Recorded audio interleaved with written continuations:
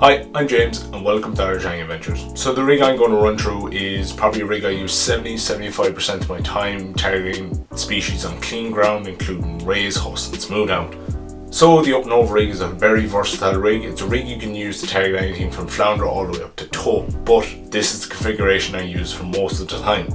So it consists of 2 foot of 65-pound main body and then just less than double that of 40-pound for the hook length. I then couple that with 4/0 bottom hook and a 4/0 barbless circle. So the reason you use just less than double for the hook length is so that it can able to go up and over the top, and then the lead holds tension on the whole rig, keeping it nice and aerodynamic and keeping your baits locked in for the duration of the cast so that they don't fly off and tangle. So if you wanted to use this rig for targeting tope, I would change out the hook length to maybe a 250-pound or even a wire trace, and then just change the hooks to a 6/0. Or if you're deciding to try target flounder or sea trout with this, then maybe change the hook length out to a 20-pound fluoro and a 1/0 hook. Now I wouldn't advise going below 20-pound for the hook length, just because the hook length does take the cast. As you can see, it is clipped in and it's going to take some of that pressure. So the advantage of the up and over rig is that it's got a long flowing trace which will keep all baits tight to the bottom, which is great for those rays and huss. And then it also has a running ledger system in it. Now it's a fixed running ledger, so the fish can only take it so far, but they're going to feel very little resistance as they take it until they get a bit of speed, they get moving, then they're going to hit that top lead link and they're going to hook themselves. So as I said, this rig is great for fishing on cleaner venues, but I wouldn't go using it in heavy surf conditions, as with such a long hook length it can tend to wrap up around the main body of the rig, which isn't great. You're not going to catch any fish.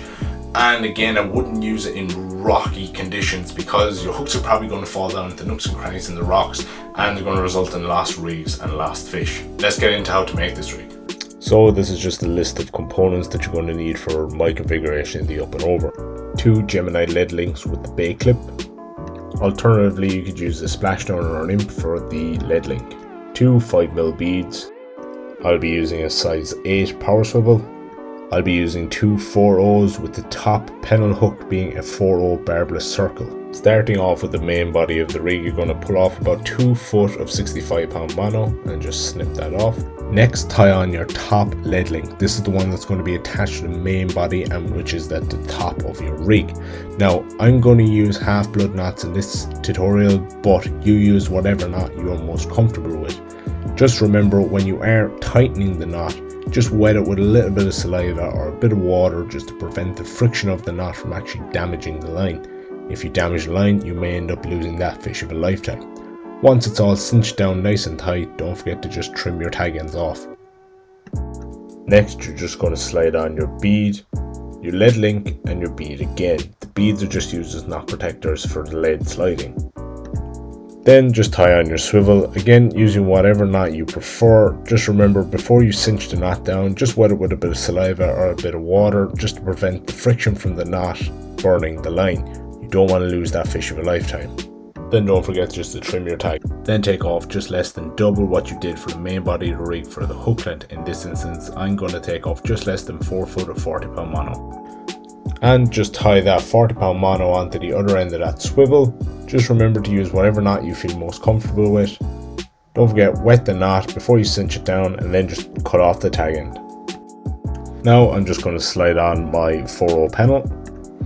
Now that I have the 4/0 pennel put on, I'm just going to put on a 4/0 bottom hook. In this instance, I'm actually going to use a uni knot as opposed to the half blood knot that I have been using. To create a uni knot, just wrap the line around itself 4 times, then bring the tag end up through the new loop you've just created and push it through 3 more times. This will complete the uni knot. So with the tag end actually pointing back up, it works as a bait stop, as you'll see in a minute. So as usual, I'm just going to pull it down, then I'm just going to wet the knot with a bit of saliva or a bit of water, whatever your preference is, and cinch it down tight. Again, this is to stop friction burning the line and causing you to possibly lose that fish. So just cutting this tag end, I'm going to leave a little bit extra like I wouldn't have before.